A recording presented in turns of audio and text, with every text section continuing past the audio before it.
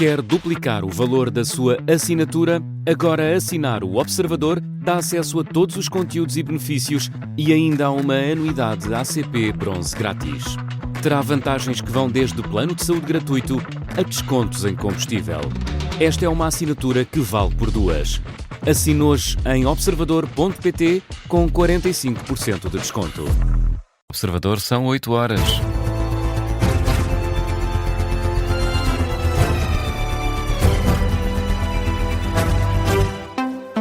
E está a começar o Jornal das 8 com a edição da Carla Jorge de Carvalho. Carla, a poucos dias da campanha começar de forma oficial, António José Seguro e José Luís Carneiro juntam-se no apelo aos votos do centro-direita para as eleições presidenciais. Os dois falam numa questão de equilíbrio do sistema. Depois de ontem ter lançado o repto aos candidatos de esquerda para que desistam, de forma a garantir que Seguro chega à segunda volta, José Luís Carneiro fala hoje para os eleitores do centro e do centro-direita. Em entrevista ao Diário de Notícias, o secretário-geral do PS lembra que a direita tem neste momento maioria em todas as instituições e que por isso é preciso um candidato da esquerda democrática para garantir esse equilíbrio. Uma posição também defendida por António José Seguro ontem à noite em entrevista à CNN Portugal. Nós temos um desequilíbrio muito grande do sistema político em Portugal, porque um dos campos políticos, neste caso a direita, tem a maioria das juntas de freguesia, das câmaras municipais, governa na Madeira, governa nos Açores, tem 2/3 no Parlamento Português, que pode rever a Constituição, tem o governo e, portanto, é de utilidade para o país que o nosso sistema político não esteja todo caído para um dos campos, mas que esteja equilibrado. Qual é o candidato que, sendo eleito Presidente da República, pode fazer esse equilíbrio? Precisamente sou eu. E, portanto, é nesse sentido que eu me dirijo à esquerda com o voto útil, mas também ao centro e a todo o espectro político como o voto necessário para equilibrar o sistema político. O candidato apoiado pelo PS diz também que o voto útil deve ser feito já na primeira volta e que ele é o único candidato de esquerda com hipóteses reais de passar à segunda. Sobre a investigação do Ministério Público nos ajustes diretos na Marinha, António José Seguro defende que Henrique Gouveia Melo deve dar explicações. Nesta entrevista na CNN Portugal, o candidato apoiado pelo PS volta ainda a criticar a decisão da CNE de deixar nos boletins de voto o nome de candidatos já excluídos pelo Tribunal Constitucional. Este é o tema do explicador desta manhã, a nossa convidada Teresa Leal Coelho, número 2 da CNE, para ouvir, como sempre, depois do Jornal das 9. Vamos agora à saúde. O presidente da Associação Nacional de Médicos de Saúde Pública avisa que o pico da gripe pode acontecer nos próximos dias, depois dos convívios do Natal e do Ano Novo. O que pode trazer ainda mais dificuldades aos hospitais é o alerta deixado por Bernardo Gomes, no inverno marcado por uma grande afluência às urgências. Ouvido pela Rádio Observador, o especialista em saúde pública antecipa que os constrangimentos vão continuar nos próximos tempos. Deixar-me de ver que vamos ter dias mais difíceis, sobretudo na região de Lisboa e do Alentejo, mas não só. Pronto, é algo que é previsto, mas julgo que irá haver capacidade de adaptação dentro dos recursos existentes, porque vale a pena sempre dizer isto. Os planos de contingência também dependem em função dos recursos pré-existentes. Unidades locais de saúde que sejam deficitárias a priori, à partida, e já que dão sinais de sofrimento durante o ano, como o caso da Amadora Sintra, obviamente vão ter mais dificuldades.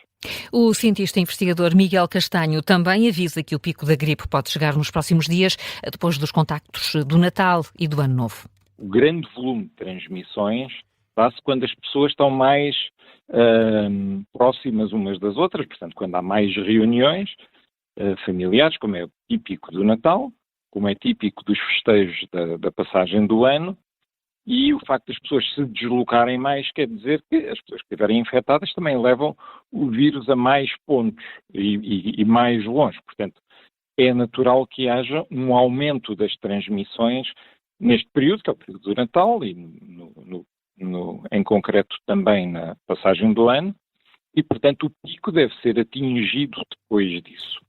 Miguel Castanho, ouvido pela Rádio Observador, defende por isso a importância da vacinação, isto numa altura em que os hospitais da Grande Lisboa mantêm tempos de espera nas urgências acima da média para doentes urgentes. O destaque vai para os hospitais de Loures e de Santa Maria, os dois com tempos acima das 8 horas para primeira observação em doentes com pulseira amarela.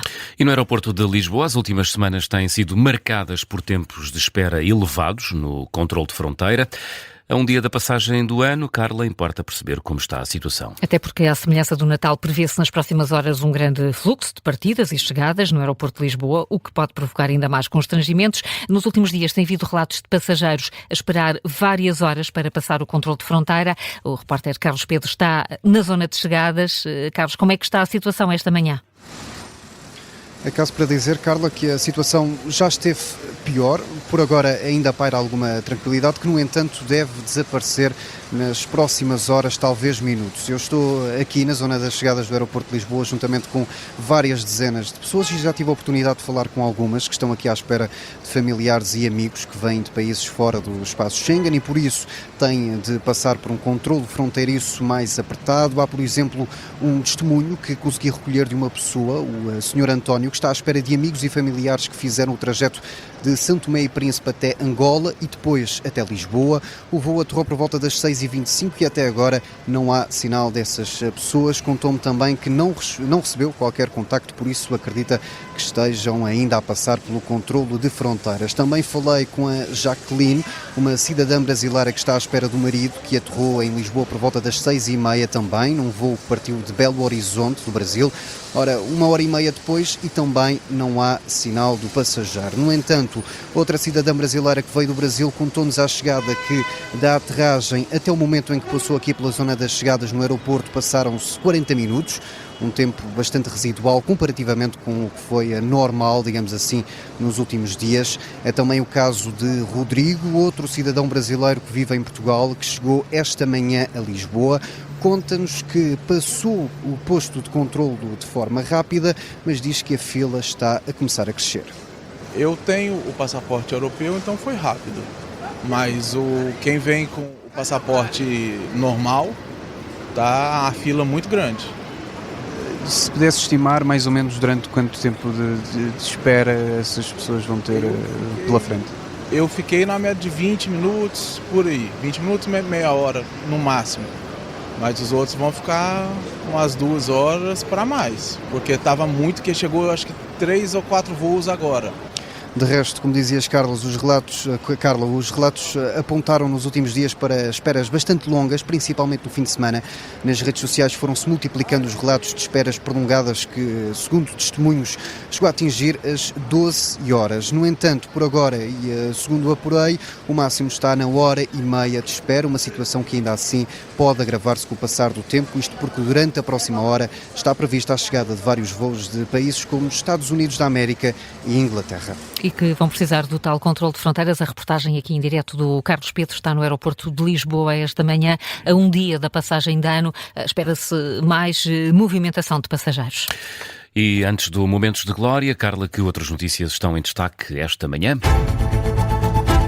Marcelo Rebelo de Sousa promulgou o diploma do Governo que alarga o prolongamento dos contratos de concessão de 3 casinos ao Grupo Sol Verde. O Presidente da República faz questão que se saiba que a decisão foi tomada sem Luís Montenegro, isto porque o Primeiro-Ministro está de férias. A reunião foi presidida pelo Ministro de Estado e dos Negócios Estrangeiros, Paulo Rangel. Recorde-se que a Sol Verde, a atual concessionária dos casinos do Algarve, Espinho e Póvoa de Varzim, foi cliente da Spinum Viva, a empresa familiar de Luís Montenegro, que foi, entretanto, passada aos filhos.